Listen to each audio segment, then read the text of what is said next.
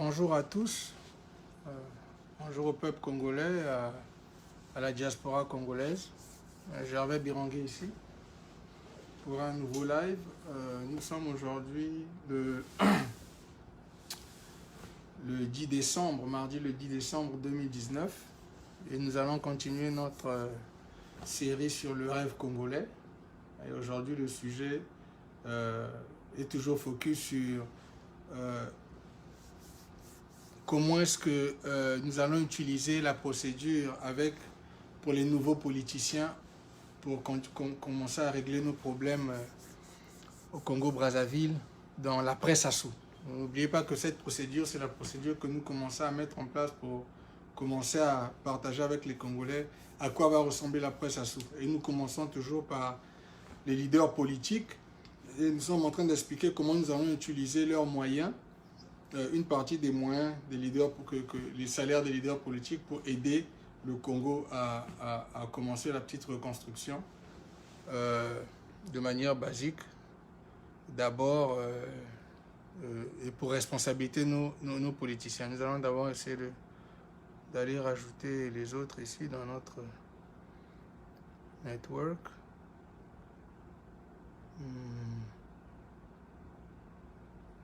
Et puis...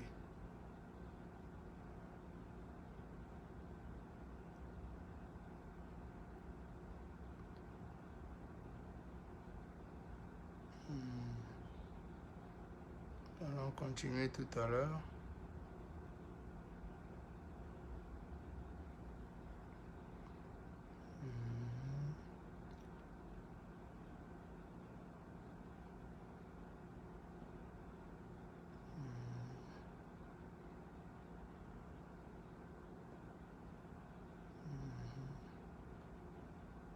Ok.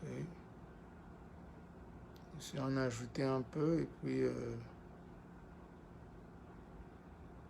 nous allons continuer.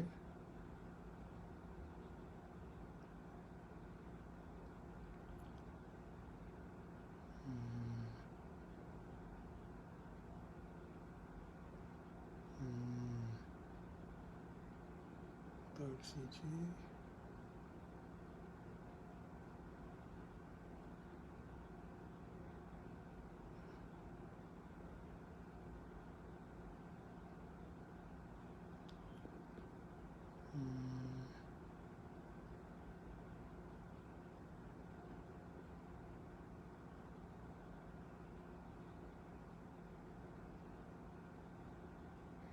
Ok, mais écoutez, on va continuer après. Merci à Mel la Gracieuse d'être là, merci. Merci à Julie Charles Bout. Merci d'être là déjà. Ok, donc nous allons essayer de continuer ici. Nous continuons à partager à ce qu'on appelle le rêve congolais pour le futur des Congolais de Brazzaville après Sassou Nguesso. N'oubliez jamais que nous, notre vision est beaucoup plus focus sur la construction du Congo. Donc nous sommes maintenant en train de commencer à partager comment est-ce que nous allons aider le pays à se reconstruire. Et nous avons commencé à parler d'une procédure sous une vision de contrôle de qualité et d'inspection où nous utilisons la partie de contrôle de qualité pour aider le Congo à se reconstruire en commençant à parler de comment est-ce que nous réglons le problème du leadership politique. Parce que tout démarre avec les leaders politiques du Congo-Brazzaville. Ils ont eu beaucoup d'influence sur ce qui se passe dans notre pays, dans quel état est notre pays. Donc, nous pensons que maintenant, il est temps de commencer à chercher à restructurer la manière dont ces leaders politiques-là nous dirigent. Donc, cette procédure que nous sommes en train de mettre sur la table pour tous les Congolais de Brazzaville, c'est pour dire que nous voulons maintenant commencer à travailler d'une certaine manière avec une certaine mindset, une certaine vision, une certaine manière de faire les choses. Nous voulons responsabiliser nos leaders politiques de manière à ce qu'ils ne travaillent pas seulement pour eux ou pour leurs parents des tribus, mais qu'ils travaillent pour tout le pays. Et pour que nous arrivions là, il faudrait donc que les choses changent. Il faudrait que la manière dont les politiciens nous lead change légalement. C'est-à-dire qu'il faudrait que la partie juridique, si c'est les juges, les avocats ou même la Cour suprême, et change la Constitution de manière à ce que la Constitution reflète la nouvelle manière le nouveau pas au leadership. C'est-à-dire que la procédure pour devenir politicien au Congo-Brazzaville doit être challenge. La raison pour laquelle on commence avec les leaders politiques, parce que ce qu'ils font et ce qu'ils ont fait dans notre pays influencent nos peuples depuis des années. L'état médiocre dans lequel le Congo est, c'est parce que nous avons remis notre futur entre les mains de ces leaders politiques-là, quelque part, et ils ont failli. Parce que le Congo n'est pas construit, comparé aux autres. Donc, c'est pour ça que maintenant, nous commençons à partager une vision qui va expliquer aux Congolais comment est-ce qu'on commence à régler les problèmes du Congo. D'abord, entre nous, Congolais, et on aura besoin donc de la partie juridique, on aura besoin donc même des politiciens qui ont la bonne foi de pouvoir nous aider à réécrire cette procédure-là, ces articles. Nous aurons besoin des politiciens. Parce qu'ils doivent comprendre que maintenant, les choses vont changer pour eux. Ce que nous avons dit, c'est qu'il faudrait qu'il y ait un training. Quand tu veux aspirer à être un poste politique, il faut qu'il y ait un training, un minimum de 30 jours pour ceux qui sont députés, un minimum de 45 jours pour ceux qui veulent devenir sénateurs et ministres, de manière à ce que nous puissions maintenant partager, apprendre les valeurs à ceux qui veulent devenir politiciens. Les valeurs, comment aimer son peuple, l'intégrité, comment combattre la corruption. Comment est-ce que nous mettons en place des procédures pour protéger les populations et le politicien doit être trained, on doit lui apprendre. Il faut que cette vision et cette manière de penser soient partagées avec le politicien, qui comprenne avant qu'il arrive au poste qu'il aspire à arriver, qui comprenne la responsabilité en détail de ce qu'il va faire. Et maintenant, nous demandons aussi pendant cette training de 30 jours ou 45 jours-là, que le politicien aille rencontrer la population des gens qui veulent représenter directement, de manière à ce qu'ils puissent voir dans quel état cette population-là est, qu'ils puissent parler à cette population pendant ces 30 jours-là. Donc, qu'ils sachent dans quel état sont les gens qui veulent représenter, avant qu'ils prennent le pouvoir ou avant qu'ils aspirent à prendre le pouvoir. Et nous avons aussi mis en place une procédure de correction au cas où le politicien ne suit pas les nouvelles lois qui vont être écrites, de manière à ce que s'il vole ou s'il commet des actes qui vont endommager la population qu'il représente, il va être en phase de 0 à 3 mois de prison et quand il sort de prison, dépendant du temps qu'il aura fait, il va être banni de la politique de 2 à 5 ans. Donc ça, ce sont les genres de réformes que nous mettons sur la table. Et ça, c'est valable pour tous les politiciens, pour les nouveaux et les anciens. Donc même les anciens politiciens, ceux qui sont là depuis des années, qui font la politique, devront passer par ces trainings-là, parce que ça va faire partie de la nouvelle, de la procédure de réforme du Congo-Brazzaville pour le leadership des politiciens. Ne vous inquiétez pas, il y aura aussi une réforme pour les gens qui travaillent dans les administrations. Il y aura maintenant une manière de procéder où on va demander à tout le monde de commencer à prendre des trainings basiques qui permettent aux gens de comprendre l'importance de faire avancer son peuple, l'importance d'aider son peuple, l'importance d'aimer son peuple, l'importance de comprendre que quand on vous a mis à une position politique, ce n'est pas un boulot qu'on vous a créé. On vous a mis là pour aider à faire avancer la vie des gens. Et il faut maintenant qu'on revienne sur ces principes-là et qu'on explique à ces leaders politiciens-là que il est temps maintenant que vous compreniez que ce n'est pas un boulot. Ce n'est pas un boulot que tes parents t'ont donné. Ce n'est pas une compagnie que tes parents ont créée. La partie du business, nous allons avoir la conversation. Tout le monde sait que Gervais Birangui ici promote la force économique des Congolais de Brazzaville depuis des années. Donc nous aurons l'opportunité de parler du business, de parler de l'économie, où vous allez comprendre que c'est un peu différent de la partie politique, parce que là-bas, c'est un peu plus focus sur les revenus. et focus sur les assets. OK? Donc, mais pour le moment, nous sommes encore en train de pousser la réflexion sur comment est-ce que nous rendons nos leaders politiques plus responsables par rapport à leur peuple.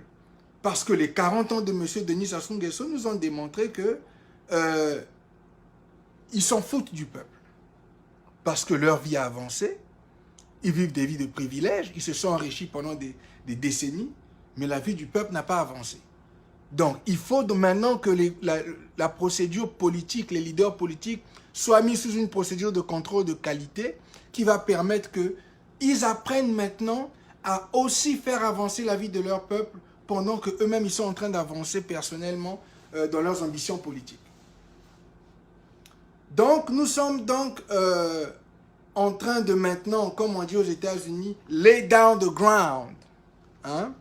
En train de donc mettre les choses sur la table pour que les Congolais commencent maintenant à se préparer et à comprendre que voilà où est-ce que nous sommes en train de partir.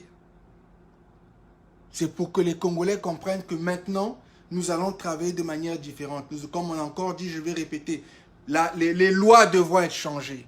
La constitution devra être affectée. La partie juridique devra intervenir de manière à ce que ces procédures-là soient injectées dans le corps de qui nous sommes en tant que Congolais, de manière à ce que les leaders soient plus responsables maintenant qu'ils sont aujourd'hui. Parce que si vous ne faites rien du tout, nous aurons toujours cette histoire où certains sont au pouvoir, ont accès à tous les sous, ont accès à tout, à toutes les ressources du pays, et les autres n'ont accès à rien. Et eux, quand ils commettent des crimes, il n'y a pas de punition, parce que c'est un bochi, ou c'est un frère, ou c'est un neveu qui est en train de voler, même un enfant, même le fils. Parce que, pour dire la vérité, monsieur Christelle Nguesso a un bilan, déjà, le fils du président. Il a un bilan. Il a plusieurs accusations autour du monde par rapport à l'argent inexpliqué qu'il a mis dans les comptes et tout ça. Par rapport à l'argent qu'il a volé, l'argent du pétrole du Congo. Il y a plusieurs choses comme ça qui sont sur la table. Vous avez déjà entendu que ça soit demandé de mettre Kiki en prison, ou bien même de le punir, même de quelque manière que ce soit? Non, ils sont là, ils sont députés, on leur donne des positions politiques.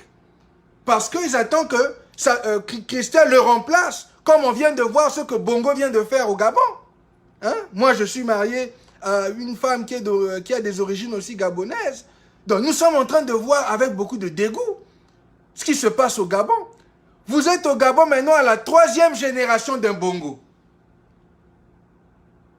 Il vient de responsabiliser son fils, de donner à son fils le pouvoir avec un bic, en disant que le fils a managé le pouvoir du père. Voilà ce qui est en train de se passer en Afrique centrale.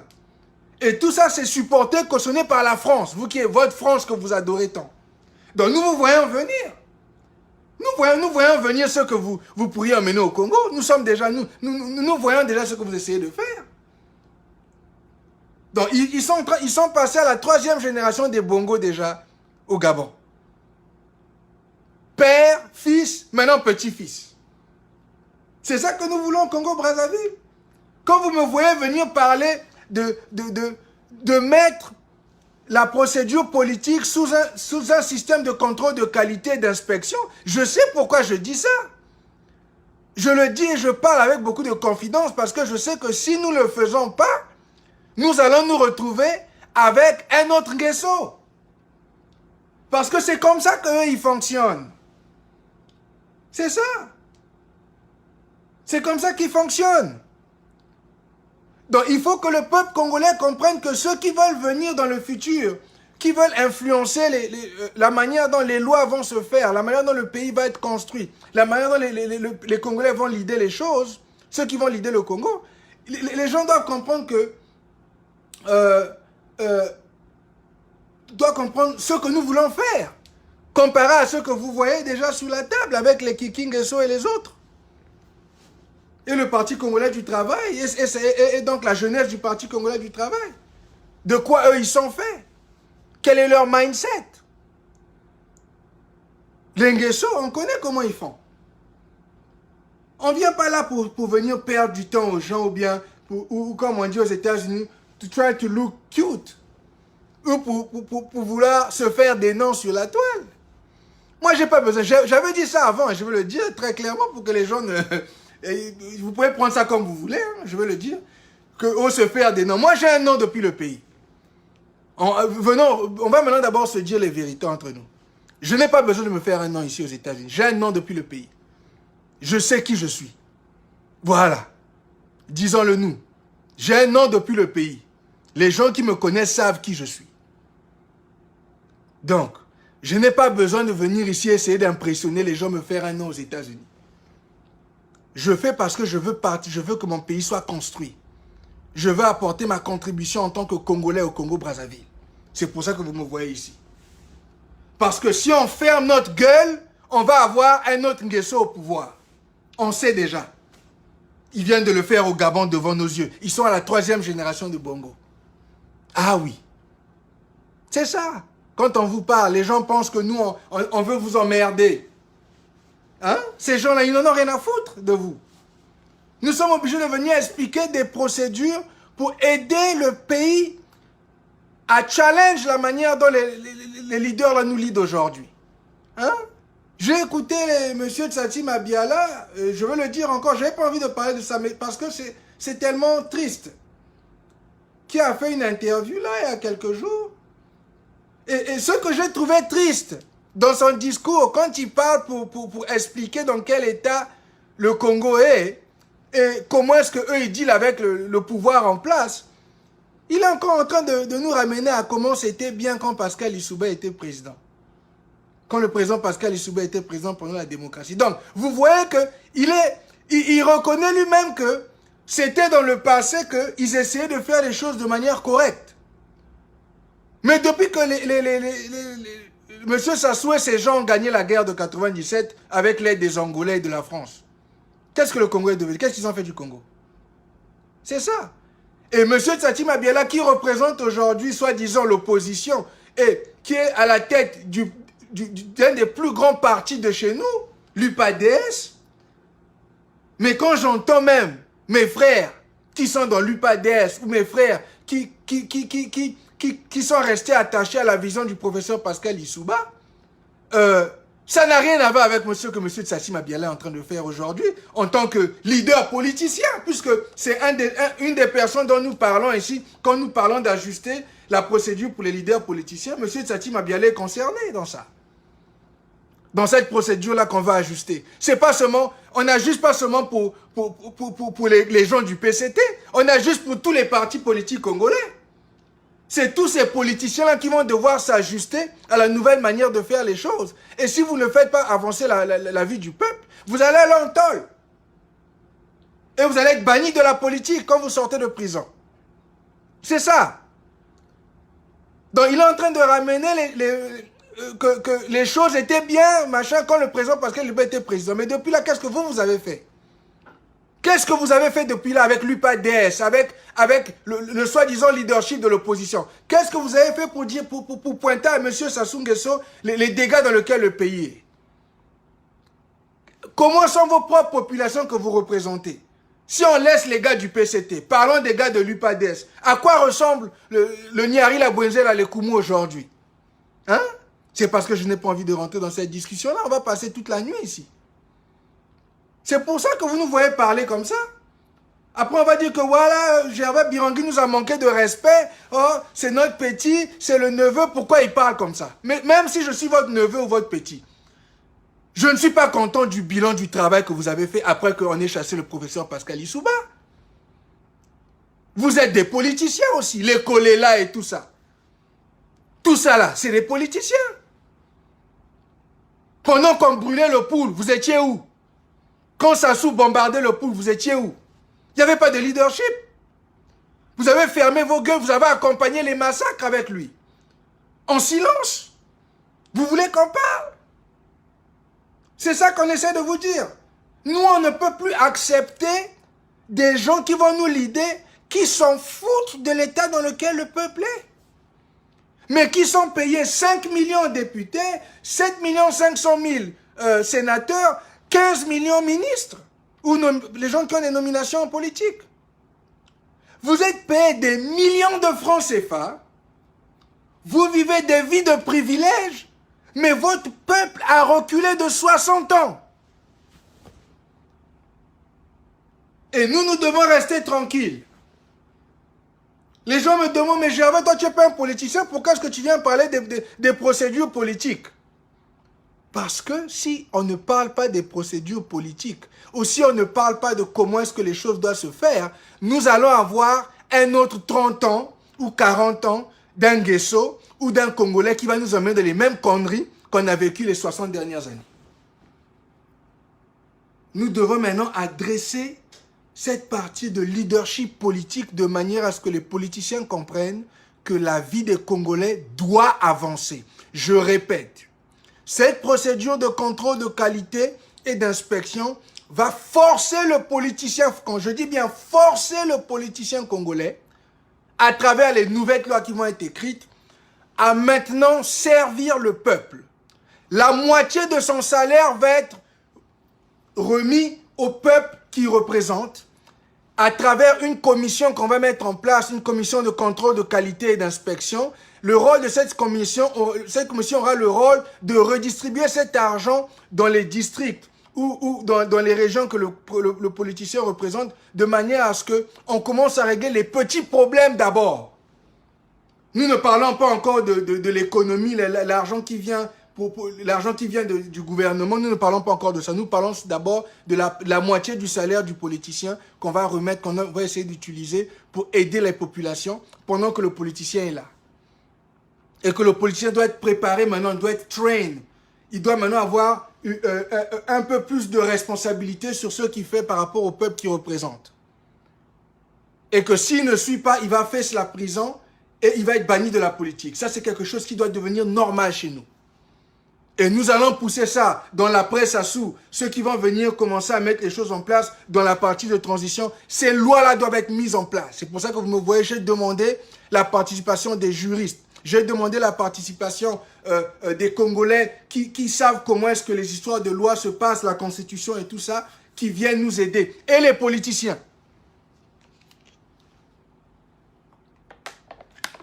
Excusez-moi. Et les politiciens qui viennent nous aider à faire avancer ces choses-là. Nous devons maintenant, le pays doit avancer. Le pays doit avancer. Le pays doit être construit. On ne peut pas continuer comme ça. C'est ça. Donc aujourd'hui, dans la procédure de contrôle de qualité et d'inspection, nous allons focus, la fois dernière, nous avons focus sur les écoles. Nous avons dit comment est-ce que nous allons prendre le salaire, la moitié du salaire du politicien qui va repartir à la commission. La commission va prendre une partie des revenus pour se payer elle-même et le reste de l'argent va être redistribué dans les écoles. Comment est-ce qu'on commence à refaire d'abord les écoles qui existent, les classes des enfants, les enfants sont 300 là, refaire l'école, ajouter quelques classes, diviser les enfants au moins en 40 enfants par classe, contribuer un peu dans au moins ce qui est basique pour chaque enfant, pour les 400 enfants qui étaient là, qu'on achète à chacun au moins une ardoise, un sac, ça dit que le truc basique pour commencer l'école au moins, qu'on puisse que cette partie de l'argent aussi aide aussi les enfants à avoir ça au moins des choses basiques pour qu'ils puissent aller à l'école. Et que nous investissons aussi pour la construction des bancs, pour faire les bancs. S'il y a un artisan qui fait les bancs dans le secteur, on injecte le capital pour l'aider à faire un peu plus de bancs. Si on voit qu'il arrive à faire les bancs, ben on va travailler avec lui. S'il n'y a pas d'artisans qui font les bancs autour, nous allons aller dans les compagnies de bois qui sont les plus proches, ceux qui peuvent faire des bancs pour la scolarité. Donc, avec un certain budget qu'on aura, on va commander quelques bancs et commencer à mettre les bancs dans les salles. Donc, commencer à faire que les enfants soient au moins traités comme des humains. Parce que c'est le futur du Congo-Brazzaville. Et au même moment, on va aussi injecter un peu de capital pour les professeurs, les maîtres qui les soutiennent de manière à ce qu'on ajoute un peu d'argent aux maîtres pour que ce soit pour le motiver un peu de tout le travail dur qu'il fait. Et ça, on fait ça avec les 2 500 000, enfin une partie des 2 500 000 du député, une partie des 3 millions du sénateur et une partie des 7 millions du ministre. Voilà. Donc, nous commençons à régler les problèmes locaux d'abord avec le peu d'argent-là. Donc, ça, c'était la partie pour parler des écoles. Mais aujourd'hui, je voudrais parler d'une autre partie, la partie qui est très sensible aussi pour les Congolais, ou ce qui affecte des milliers de Congolais de tous les jours, c'est la partie des infrastructures médicales.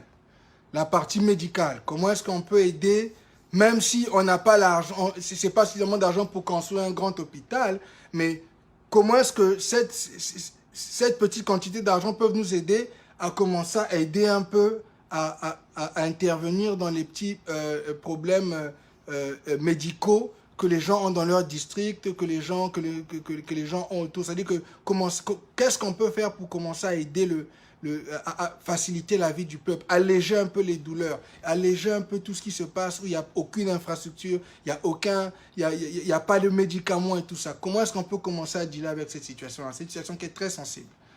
Mais avant d'arriver là-bas, je voudrais quand même mettre quelque chose, juste pour que vous écoutez, pour voir juste un bilan comparé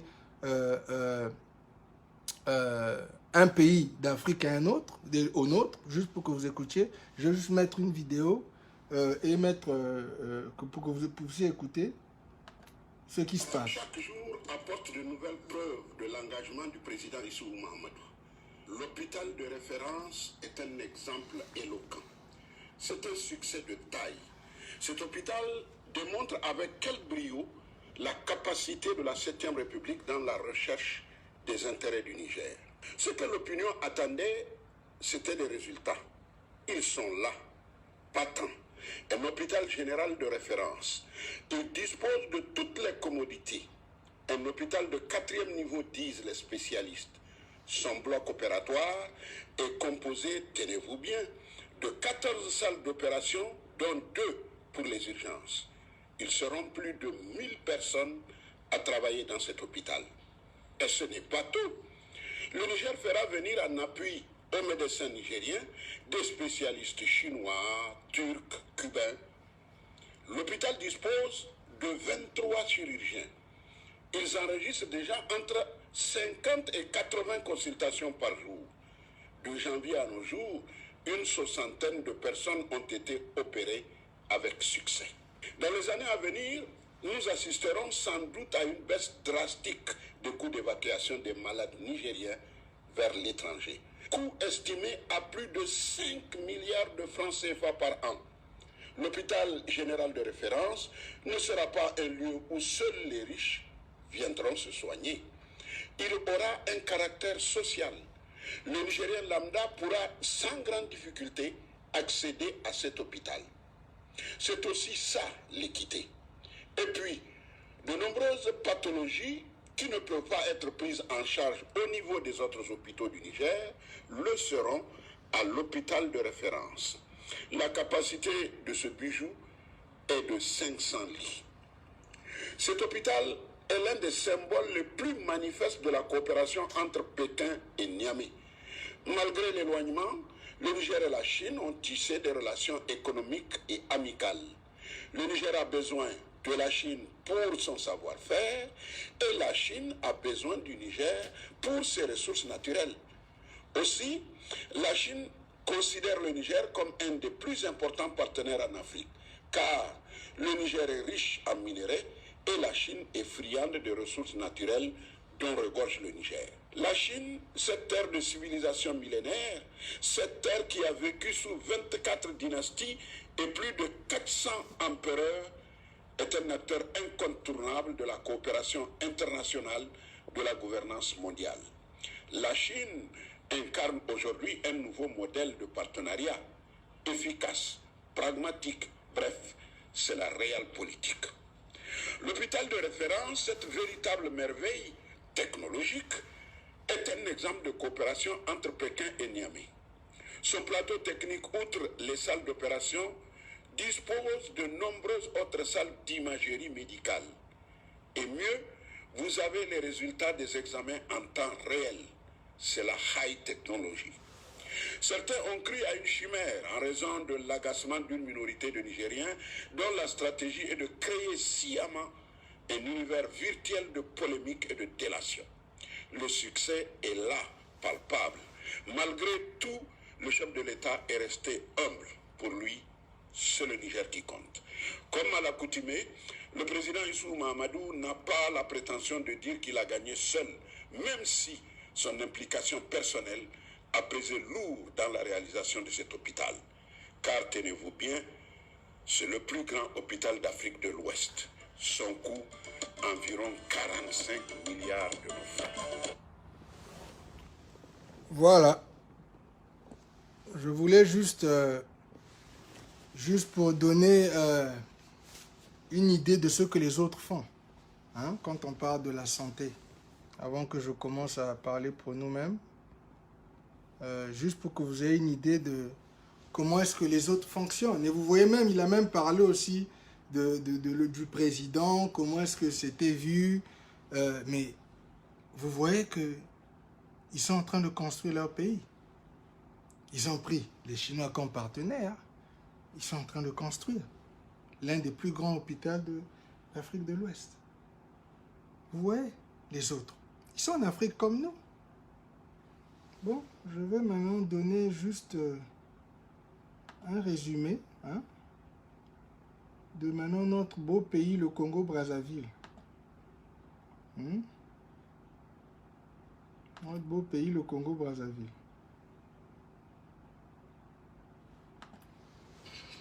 Du centre hospitalier de Brazzaville.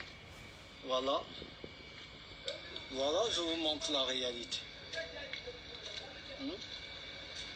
Voilà. Voilà le centre hospitalier de Brazzaville. Voilà. Voyez-vous? Peuple congolais, unanimement, je dis bien, le tribalisme ne nous sert absolument à rien. Voilà. Ici, ce sont des salles d'hospitalisation, voyez-vous? Voilà. Des salles d'hospitalisation. Ça, c'est du matériel, je ne sais pourquoi, qui traîne là. C'est des couveuses. Voilà, abandonnées. Voilà. Voilà. Congo-Brazzaville. La réalité de notre au centre hospitalier universitaire, dit universitaire. Voilà les conditions dans lesquelles les populations sont hospitalisées. Voilà. Donc ça n'interpelle personne. Pendant ce temps, il y a de ceux qui détournent des fonds publics. Regardez dans quelles conditions les enfants y sont.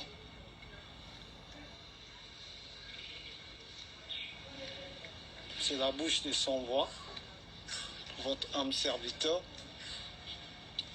Je ne fais que parler pour le bien de mon peuple.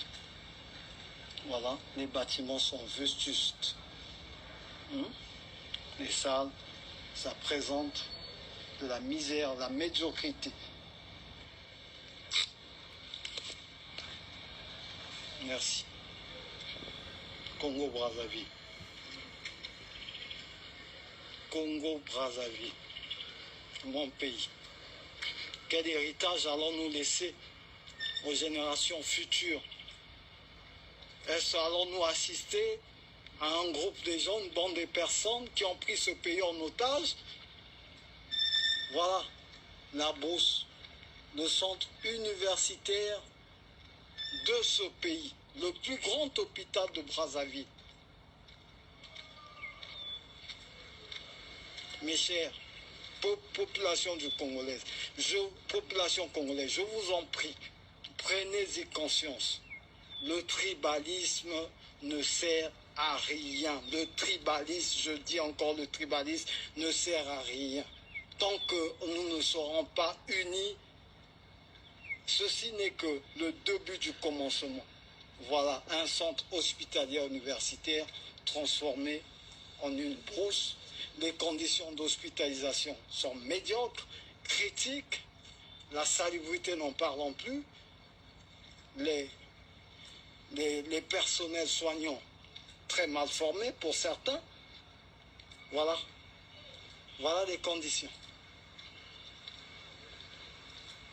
Allons-nous bâtir un pays dans ce désordre, dans cette médiocrité? Je pense qu'il est temps que nous prenions conscience, que nous sachions que toute cette bande qui est à la tête de ce pays, qui dirige ce pays de bras de fer, ce sont les ennemis du peuple. Ils ne veulent pas du bien du peuple. Là, je suis en train de vous montrer la réalité même du centre hospitalier de Brazzaville. Voilà les conditions.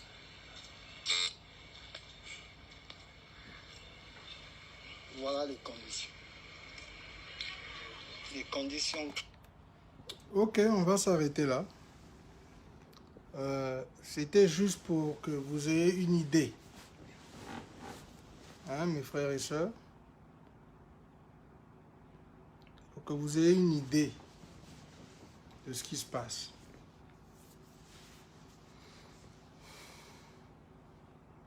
C'est vraiment triste.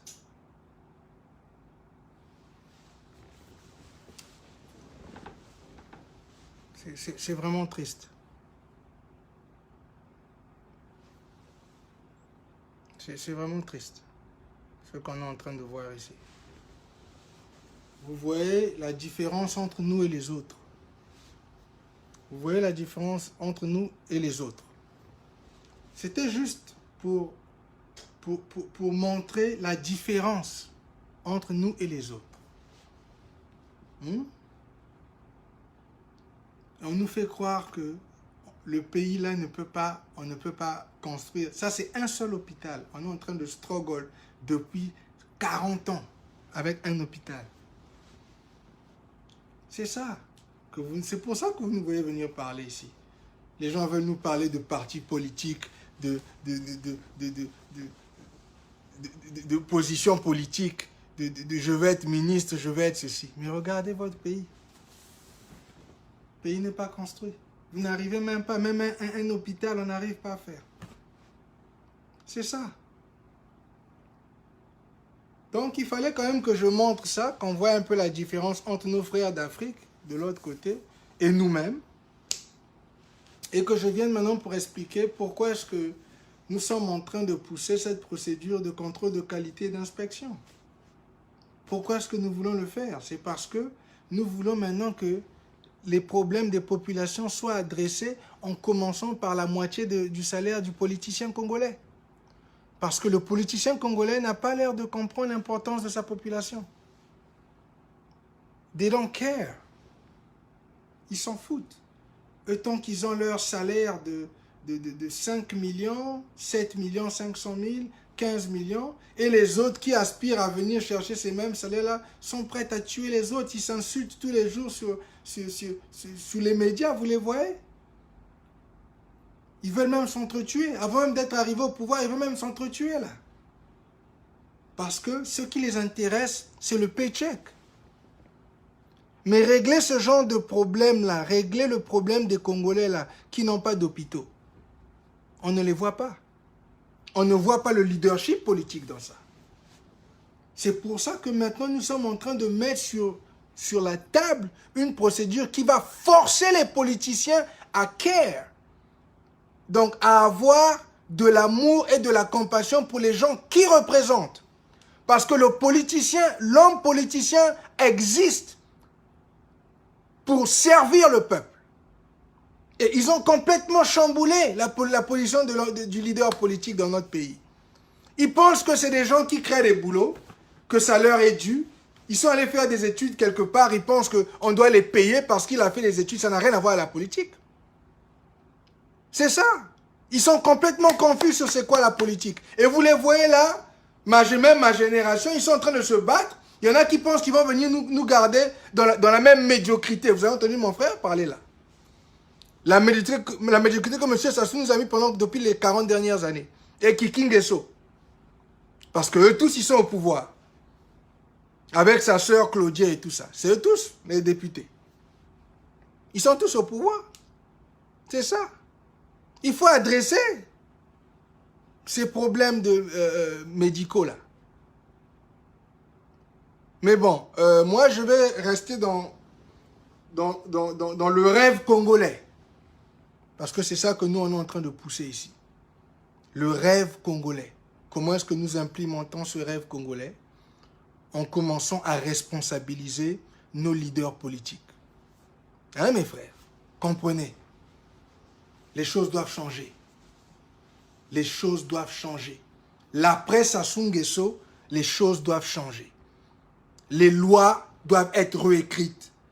La responsabilité du politicien doit être directement attachée au peuple qu'il représente. Et si le politicien ne fait pas des efforts pour que la vie des gens qu'il représente avance, il sera ou foutu en tôle, ou banni de la politique, ou on va plus le voter. Simplement. Et on va voter, on va mettre en place des gens qui ont la même mindset que nous sommes en train de dire, là, la même manière de penser, qui vont venir pour faire avancer la vie du peuple pendant qu'ils sont payés des millions de francs CFA. Mais ils ne vont pas être payés, ceux que ces gars-là sont payés aujourd'hui, ils vont être payés la moitié de ça. Les 5 millions vont passer à 2 500 000. Les 7 millions vont passer à 3 millions. Les 15 millions vont passer à 7 millions. C'est ça la vérité. Nous n'allons pas compromettre sur ça. Et la moitié de l'argent va repartir pour aider les populations. Et dans notre sujet d'aujourd'hui, c'est la partie médicale. Et la partie médicale est très sensible, mes frères. Je n'ai pas voulu montrer les vidéos où les femmes congolaises accouchent au sol. Hein? Ou dans les salles d'accouchement, on les aligne au sol avec les enfants et on met les enfants sur des chaises, les chaises en plastique bleu. Donc, nos mamans sont traitées comme des animaux. Un pays qui a le pétrole et toutes les ressources naturelles du monde que Dieu a données. Nos populations sont traitées comme des animaux. Mais quand les Blancs et quand les enfants de Sassou veulent aller se faire soigner, ils sont du côté là où il y a tout. S'il y a des cliniques privées, que eux ils peuvent payer, parce que c'est avec l'argent du peuple qu'ils s'utilisent, qu'ils se font la grande gueule, qu'ils ont les moyens, avec les sous du peuple, ils sont dans les cliniques. Quand ils ne peuvent pas, quand la clinique ne peut pas subvenir à leurs besoins, ils prennent les avions, ils sont en France, ils prennent les avions, ils sont aux États-Unis. Mais nos mamans au pays, nos sœurs, nos tantes, nos petites sœurs, la nouvelle génération, là, qui ne peuvent pas, qui n'ont pas les moyens de prendre des avions, d'aller dans les cliniques des riches, ils font comment? Qu'est-ce qu'ils vont faire? Comment ils font pour se soigner? Comment ils font pour aller accoucher? Comment ils font quand il y a des crises médicales? Vous voyez? Cet égoïsme-là. C'est pas seulement Sassou Nguesso, hein. Il y a aussi l'opposition qui est là, hein, les histoires. Je m'avais pas entendu parler de M. Tati Mabiala tout à l'heure. Hein, qui sont tous au pouvoir depuis des années. Eux tous là. Ils sont au pouvoir depuis des années. Regardez le Congo. Vous voyez pas dans quel état votre pays est. Qu'est-ce que vous faites pour faire avancer la vie des Congolais? Mais quand personne n'est condamné, personne ne va en prison, il n'y a pas de... C'est entre eux. Ils sont là, ils se couvrent. Aujourd'hui, les uns prennent, ils font des crasses, ils volent. Demain, c'est les autres qui prennent. Donc, ils sont là. Il n'y a pas de conséquences pour eux. Mais la manière dont ça affecte les populations est incroyable. La vision du professeur Pascal Lissouba n'a jamais été ce que je vous ai montré là. Pour ceux qui pensent que Lissouba était, je ne sais pas, l'un des plus gros monstres du Congo-Brazzaville. Le professeur Pascal Lissouba n'est pas responsable de cette connerie que nous sommes en train de voir ici. Hein? C'est ceux qui ont pensé que Sassou allait continuer à les enrichir, qui ont soutenu Sassou, dont parmi nombreux sont les gens qui supportaient le professeur Pascal Lissouba, qui ont tourné leur veste pour s'enrichir. Ils se sont enrichis, right? Ils ont leurs enfants à l'étranger, ils ont l'argent dans les comptes, mais regardez le pays. Et vous ne voulez pas que nous, la jeunesse, la nouvelle génération, nous adressons cette connerie-là dans laquelle vous avez mis le pays. Cette médiocrité, comme mon frère est en train avait expliqué ici. Vous ne voulez pas qu'on adresse la médiocrité dans laquelle vous avez laissé les infrastructures médicales. Les docteurs, les infirmiers, comment est-ce qu'ils vont travailler? Comment ça va se passer dans des conditions comme ça? Comment ça se passe? C'est ça. C'est pour ça que le premier target pour régler les problèmes du Congo-Brazzaville dans la presse à Sungesso, c'est le politicien congolais. On doit ajuster le leadership. Les leaders politiques doivent ajuster la manière dont ils leadent notre pays. On ne va pas continuer à tolérer un niveau d'incompétence et de haine pour son peuple comme ce qu'on est en train de voir là. Et il nous parle de paix. Qu'est-ce que la paix a à voir avec ça? Qu'est-ce que la paix? Qu'est-ce qu'un Congolais? Qu'est-ce que la paix va faire de plus pour un Congolais dans cette histoire, dans des conditions comme ça? Les autres qui ont les hôpitaux construits comme ceux que je vous ai montrés au Niger, ils n'ont pas la paix. Ils ont la paix, il n'y a pas la guerre au Niger. Mais ils ont construit les hôpitaux. Aux États-Unis, il y a des hôpitaux. Et moi-même, la procédure que je vais parler maintenant là en utilisant le salaire du policier, c'est même pas pour construire l'hôpital, ça c'est trop grand. C'est pour commencer petit. J'ai toujours dit, dans une procédure de contrôle de qualité et d'inspection, on commence toujours petit. Il faut commencer par les dispensaires. Des petites choses, adresser les problèmes directs du peuple. Prendre cet argent-là, aller voir comment est-ce qu'on peut... D'abord, quels sont les gens qui sont dans la profession médicale autour du district? Est-ce qu'il y a des nurses? Est-ce qu'il y a des docteurs? Comment est-ce qu'on peut travailler avec eux? Comment est-ce qu'on peut mettre les moyens en place pour chercher, mettre un minimum au moins ce qu'on appelle ici là la partie médicale urgente. C'est-à-dire que pour qu'ils puissent régler d'abord ce qu'on peut régler rapidement, hein, les petits problèmes médicaux et tout ça. Ils n'auraient peut-être pas les moyens de faire le grand hôpital du jour au lendemain, mais qu'on puisse commencer au moins à adresser, mettre un endroit où on peut avoir un dispensaire, où on peut commencer à soigner quelques patients.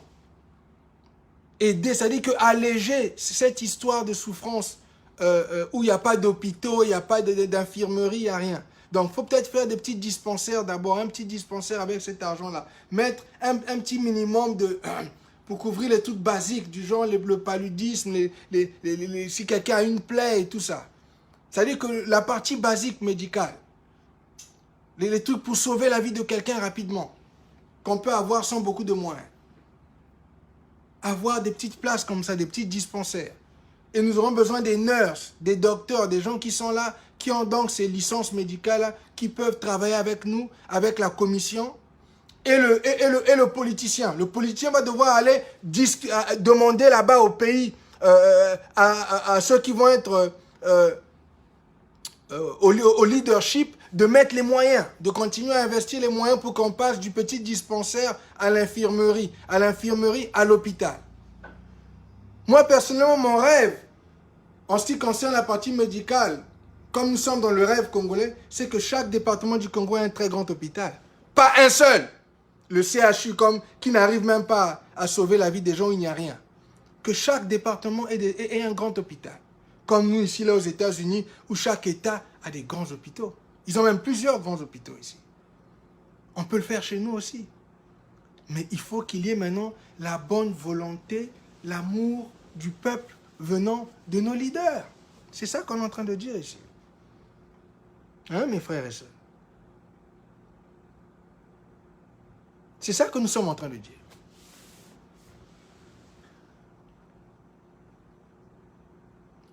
Donc, vous voyez que nous sommes ici en train de pousser cette vision-là du rêve congolais où nous voulons commencer à régler le problème des Congolais à la petite échelle, d'abord. Et nous répétons, les problèmes du Congo vont être réglés par des Congolais de Brazzaville. Voilà. Si vous êtes habitué à attendre les Blancs et la France pour vous sauver, nous, dans notre mindset, nous voulons que les Congolais emmènent maintenant leurs connaissances, emmènent le savoir-faire qu'ils ont eu, et ceux qui sont au pays, qui ont aussi l'expérience, qui travaillent ensemble et qui commencent à régler les problèmes des Congolais. Mais il faut mettre ça dans les lois, sous des procédures, pour que les choses se fassent rapidement. Il faut mettre ces procédures-là dans les lois, pour que maintenant les politiciens soient responsabilisés et que les commissions-là aient le pouvoir de travailler et d'aider les populations directement et d'aider aussi le politicien congolais. On ne va pas continuer à tolérer la médiocrité de M. Nguesso qu'ils ont imposée depuis 40 ans en vous parlant de la paix. Donc, comme on ne se fait pas la guerre, on ne peut pas avoir les hôpitaux. Donc, pour eux, si on est en guerre, comme on est en guerre, bon, eux, ils ne peuvent pas être au pouvoir. Pourquoi est-ce qu'on ne peut pas laisser au pouvoir? On fait la guerre. Donc, d'abord, nous savons que c'est eux qui ont démarré les guerres. First of all. Et le truc, c'est que, comme personne ne fait la guerre, comme il y a la paix, on n'a pas le droit aux hôpitaux. On n'a pas le droit d'avoir des hôpitaux décents, on n'a pas le droit d'avoir l'opportunité d'aller accoucher dans des conditions humaines, pas comme des animaux au sol. On n'a pas ces droits-là en tant que Congolais de Brazzaville. Mais eux et les Blancs qui vivent dans le pays, qui peuvent accéder les cliniques privées, eux, ils ont ce droit-là. Parce qu'eux, ils ont les moyens qu'ils utilisent à travers les moyens du peuple. Mais le peuple qui n'a pas les moyens financiers, il n'y a pas de structure pour eux. C'est ça le problème. Quand vous voyez les Christelle Nguesso, les Claudia Nguesso, les soi-disant honorables. Hein? C'est bien, vous êtes en train de construire à Oyo, c'est bien. Mais le problème, c'est que votre père n'était pas président d'Oyo pendant 40 ans, il était à la tête du Congo-Brazzaville. Pas seulement d'Oyo. C'est ça. Donc, quels sont les conseils que vous donnez à votre père ou à ceux qui travaillent avec votre père? Que le Poul ne peut pas avoir d'infirmerie, le Poul ne peut pas avoir d'hôpitaux, que le Niari ne peut pas avoir d'hôpitaux, que la Bouenza ne peut pas avoir des hôpitaux, que la Songa ne peut pas avoir des hôpitaux? C'est quoi les conseils que vous vous donnez? Puisque vous êtes très motivé de venir prendre les honneurs, de venir chercher les honneurs, qu'on vous donne des honneurs. Mais votre pays est dans la médiocrité. Vos peuples souffrent, vos populations souffrent. Vous ne voulez pas qu'on adresse cette partie-là, parce qu'il y a la soi-disant paix. C'est ça le problème. C'est pour ça que vous nous voyez, nous sommes obligés de venir publiquement mettre sur la table des procédures pour commencer à redresser. Parce que c'est ce que nous sommes en train de faire ici. Nous sommes en train de redresser la manière de travailler au Congo-Brazzaville dans ce rêve congolais-là. Et je le dis avec beaucoup de confidence. Vous pouvez prendre ce que vous voulez prendre. On peut s'insulter à longueur de journée. Mais nous, ce que nous mettons sur la table, c'est pour redresser les crasses de 40 ans que nous avons vécu sous ce régime-là. Et c'est pour dire à nos futurs politiciens, à nos frères même de notre propre génération, plus jamais. On ne va plus jamais tolérer cette humiliation-là dans laquelle vous avez mis nos peuples. Si vous prenez le pouvoir, vous devez travailler. Il faut travailler. C'est pas venir accumuler des paychecks gratuits qui vous enrichissent que vous et vos familles et vos clans tribaux. Mais les restes des populations sont dans la merde, dans la médiocrité. Vous voulez prendre le pouvoir, ben ça va venir avec une responsabilité. La vie du peuple va devoir avancer. C'est ça que nous sommes en train de dire dans la presse Assou. Je ne sais pas ce que vous croyez. Dans la presse Assou, nous parlons de discipline, nous parlons d'intégrité, nous parlons d'apprendre maintenant à aimer son peuple. Voilà. Parce qu'apparemment, on a oublié. Sous le sassouisme, on a oublié c'est quoi aimer son peuple. Non, il faut aimer les affaires. Il faut aimer les habits, les costumes. Aimer le pouvoir. Aller baiser toutes les femmes du pays. Parce qu'on est les seuls à avoir l'argent. Donc on prend aussi toutes les femmes du pays. Toutes les femmes leur appartiennent. C'est ça. On a diminué le prix de la bière, mais il n'y a pas d'infrastructure médicale. Mais le prix de la bière a diminué. Tant que les enfants boivent, on danse dans les bars, ça, c'est ça qui fait avancer le peuple. C'est ça qu'on est en train de dire. La presse Assou, nous sommes en train de challenge ça. La mindset médiocre, primitive, dans laquelle vous avez mis le pays. Nous ne sommes pas dedans. Hein? Vous pouvez nous traiter de ce que vous voulez, hein, d'orgueilleux ou quoi, on n'en a rien à foutre. Nous, on emmène les solutions sur la table. C'est ça. Et la Constitution et la procédure politique doit être écrite au Congo-Brazzaville. Ça, c'est clair. Plus jamais, on doit laisser les politiciens qu'on les faire du mal à leur peuple comme ça. Plus jamais. Tu fais des crasses qui font tomber ton peuple, tu vas en tôle. Tu sors de tôle, tu es banni de la politique. Pendant un bon moment. C'est ça. C'est fini ça. Cette histoire-là où on n'en a rien à foutre du peuple. Il faut qu'on vienne faire du bruit. Un hôpital, on n'arrive pas. Un hôpital, c'est des histoires. L'hôpital tue plus qu'il sauve de vie. C'est quelle donnée? Les dispensaires, les petits trucs basiques, la partie médicale et urgente, c'est-à-dire que s'il n'y en a pas. Mais, eux, ils gagnent 5 millions, hein, le député. Le sénateur, il gagne 7 millions. Le ministre, il gagne 15 millions, hein. Tu voulais venir là devant les télés, vous sortir le français. Oh, mais moi, la République, j'étais la République. Oh, monsieur Birangui, nous, la République, ben oui, hein, nous allons faire la République. Voilà. Il vous sort, mais bimis français à Gaillard. Hein? Le français avec le miel. Oh, mais nous, j'été à la Sorbonne, j'ai étudié. C'est nous qui nous étions là-bas avec le président Mitterrand. J'étais avec Macron hier. C'est ça, les politiciens congolais. Nous avons fait business avec, à l'époque de Mitterrand, nous étions. Voilà. C'est ça qu'ils connaissent. Les Matalana, le Matu vu. Hein? J'ai réussi. Moi, j'ai 2 doctorats, j'ai 3 diplômes. 2 doctorats, 3 diplômes, ton pays n'a pas de dispensaire. Ton pays n'a pas de dispensaire. Les femmes de ton pays accouchent au sol. Donc, les enfants qui sortent là, qui sont le futur du Congo, sortent au sol. Donc, depuis le premier jour qu'ils naissent, passe me battre déjà. Ce sont les permis. Depuis le premier jour. L'humiliation commence depuis le premier jour que l'enfant là est né. Il est né au sol. Mais on vous voit dans les médias en train de parler de vos expériences politiques, de vos involements politiques. Ah, nous, ah, moi le politicien, ah, je suis politicien au Congo depuis tant d'années. Ah, mon parti. Et ils créent des partis comme le pain. Ils créent des partis politiques comme si on achetait du pain au marché parce qu'ils pensent qu'ils vont venir prendre des salaires gratuits. Mais la vie du peuple n'a pas avancé d'un pas.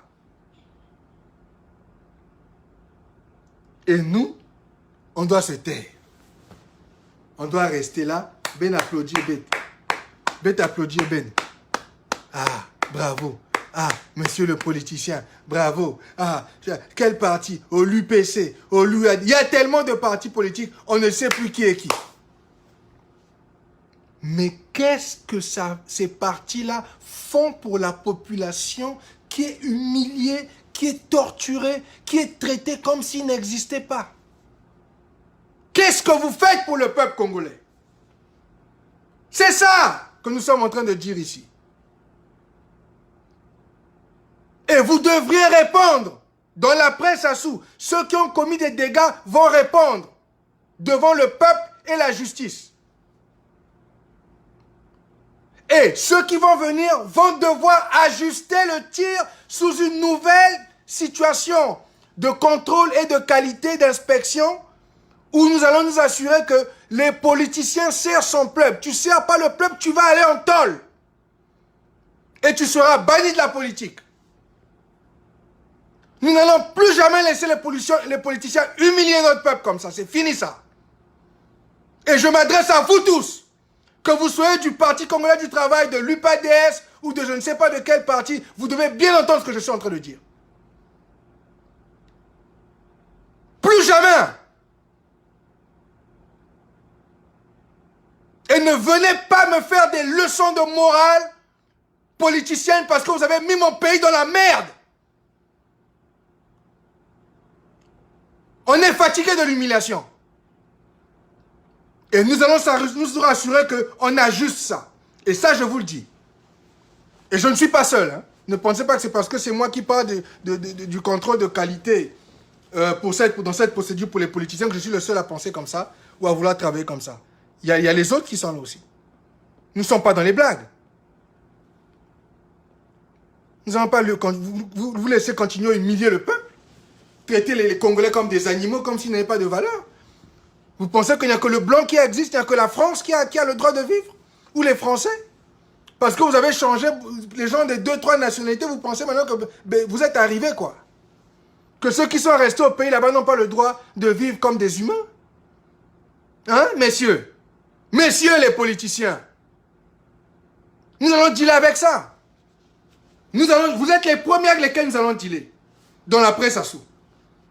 Et je vais venir après avec comment on va dealer avec les autres situations. Les businessmen et tout ça. Mais nous allons commencer avec les politiciens. Ça, je vous le dis. Vous allez devoir ajuster. Vous allez devoir sacrifier la moitié du salaire. Vous allez devoir maintenant faire avancer vos populations. Et ça, je vous le dis. Anciens politiciens, nouveaux politiciens, tout le monde va s'aligner sous une nouvelle procédure de faire les choses. La vie du peuple doit avancer. C'est fini ça. La vie du peuple congolais doit avancer. Tu veux devenir politicien au Congo-Brazzaville demain, tu ouvres un parti politique, tu vas devoir répondre. Avant de prendre le pouvoir, tu vas devoir passer par une procédure de training très forte, très intense. Où tu dois comprendre la responsabilité que tu vas avoir. On ne va plus mettre des troubadours au leadership qui n'ont rien compris. Et il faut que c'est des gens qui ont de l'expérience de travail. On ne va pas mettre des gens qui n'ont jamais travaillé de leur vie. Ça aussi, c'est fini, ça. Parachuter des gens qui n'ont aucune expérience, qui ne savent pas comment dealer le peuple. C'est fini, ça. Nous allons maintenant mettre les choses de manière très claire, noir sur blanc. Et je répète, les juristes, les gens de constitution du Congo-Brazzaville, il faut commencer à écrire les lois. Commencer à mettre ensemble comment est-ce que ces lois-là vont être écrites et qu'elles doivent être suivies par tous les leaders politiques du pays, du Congo-Brazzaville. Tout le monde doit s'aligner. Voilà. Vous êtes alignés derrière le monopartisme, on se souvient, quand c'était les histoires de monopartisme, de JMNR ou quoi, de Sassou Nguesso. Maintenant, nous allons nous aligner sous une procédure où les politiciens vont devoir aider leur peuple et aimer leur peuple. Voilà. Et nous n'allons pas nous arrêter jusqu'à ce que ces choses-là soient mises sous loi. Que ce soit dans les lois et que ça s'applique au Congo-Brazzaville. Et tout ça. Les commissions vont venir aider le peuple congolais. C'est terrible ça. C'est normal que nous pétons quand tu vois des choses comme ça. Hein? 40 ans de pouvoir.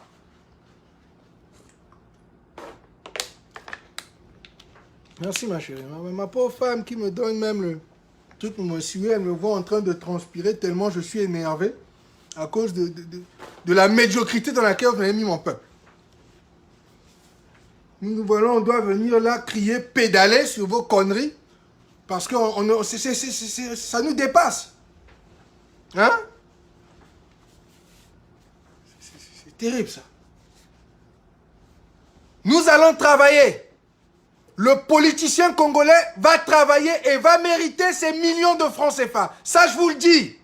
Hein? Allez parler à la France à qui vous voulez. Je suis Congolais de Brazzaville. J'ai le droit de déposer sur la table une procédure de contrôle de qualité pour aider le peuple, mon peuple à avancer. Allez pleurer chez la France. Vous irez en tôle si tu n'aides pas ton peuple.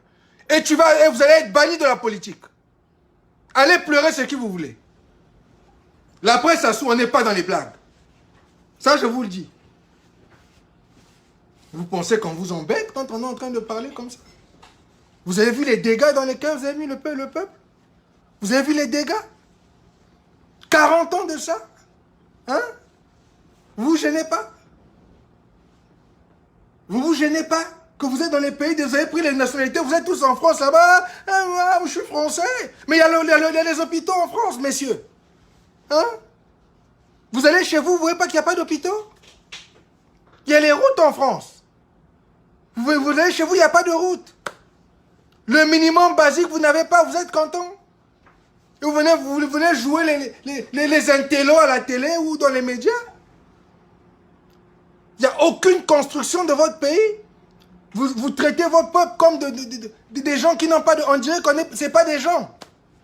Vous les traitez comme des animaux. Même les animaux sont mieux traités chez les Blancs là-bas.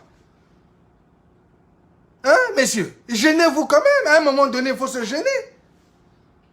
Et vous voulez qu'on vous mette toujours, qu'on vous garde au pouvoir. Gênez-vous. Pendant combien de temps on va continuer comme ça? Qu'on vous garde au pouvoir, voilà, qu'on ne dise rien, vous traitez les gens comme des animaux, on ne doit rien dire. C'est fini ça. Nous allons suivre cette histoire, et ça je vous le dis, nous allons suivre cette histoire de leadership politique là, mais avec la plus grosse loupe que vous n'avez jamais vue au Congo-Brazzaville. Et ça va être réglé avec des Congolais. C'est des Congolais qui vont régler ça. Hein. Je vous l'ai déjà dit, ce n'est pas les Blancs. C'est des Congolais de Brazzaville qui vont régler cette histoire-là. Voilà. Et nous allons être là en train de voir exactement qui fait quoi, qui a fait quoi, et que la vie du peuple, les moves que tu fais, doivent faire avancer le peuple. Et quand tu réussis à élever ton peuple, ta population, ton district avance, on va t'applaudir. Et tu vas avoir plus d'argent, tu vas avoir plus de respect de ton peuple. Mais si tu viens pour continuer la merde dans laquelle on est là, you're going to jail. And you're going to be banned for politics. Tu vas aller en prison et tu vas être banni de la politique. C'est clair. C'est ça qui vient après Sassou. Voilà, allez dire à Sassou Nguesso et à ces gens. C'est ça qui vient après. Le leader politicien doit ajuster son leadership au Congo-Brazzaville. Il doit ajuster ça de manière à ce que la vie de son peuple avance. Et nous n'allons pas négocier avec ça. C'est fini ça. Sacrifier des générations et des générations ne sont pas dans les blagues. C'est fini.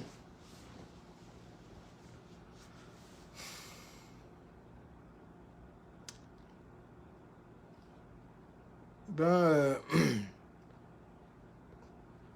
suis un peu très chaud là aujourd'hui. C'est cette histoire de machin médicaux me dépasse un peu. Parce que c'est la vie des milliers de Congolais et c'est vraiment... C'est très frustrant. Mais écoutez, si quelqu'un veut intervenir, je vous en prie, faites la demande, je vais vous laisser intervenir. Si l'un de vous veut intervenir, faites la demande, je vais vous laisser intervenir.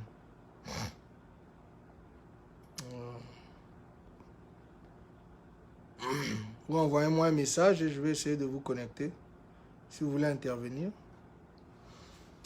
Parce que là, vraiment, je suis un peu dépassé. C'est terrible, cette histoire.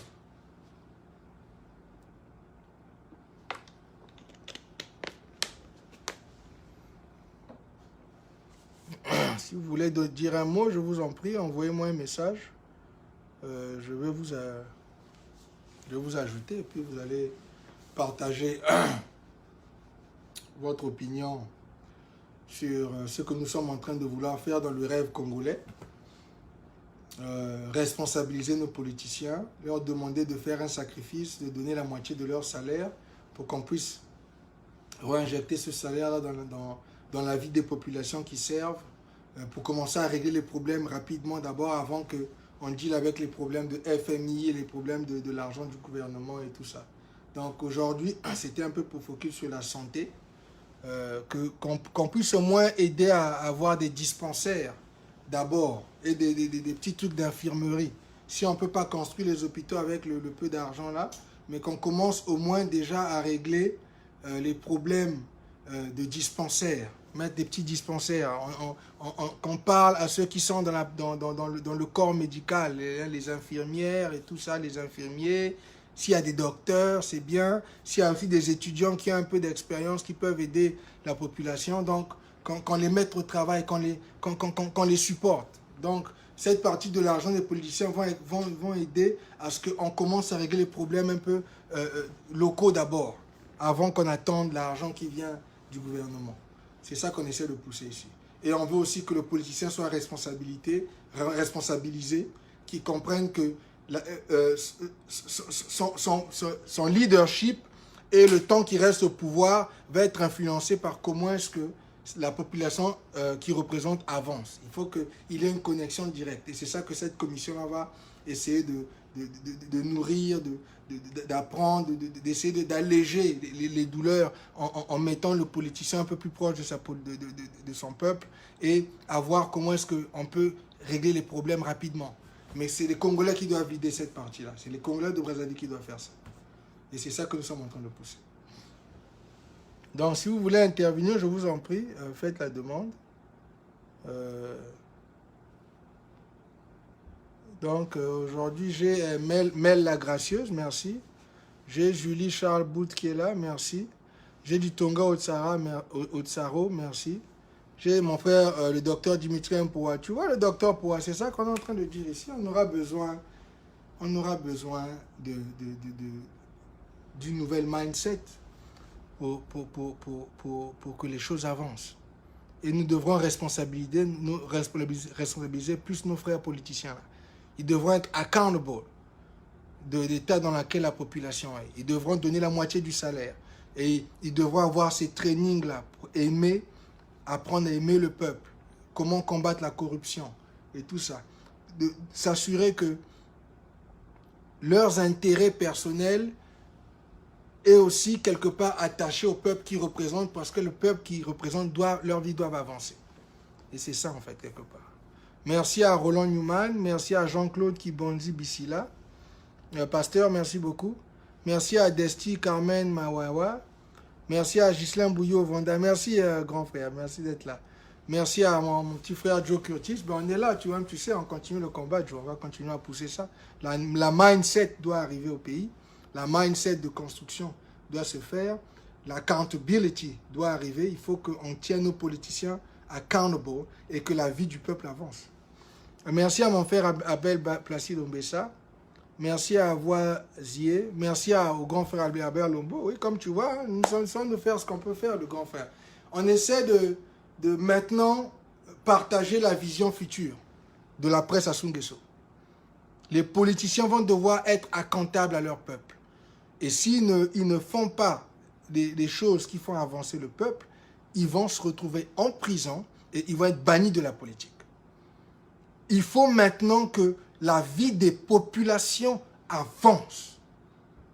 La partie éducationnelle, la partie médicale, la nourriture et tout ça. La vie, les choses basiques, nous devons commencer à régler ce problème-là. Entre nous les Congolais d'abord.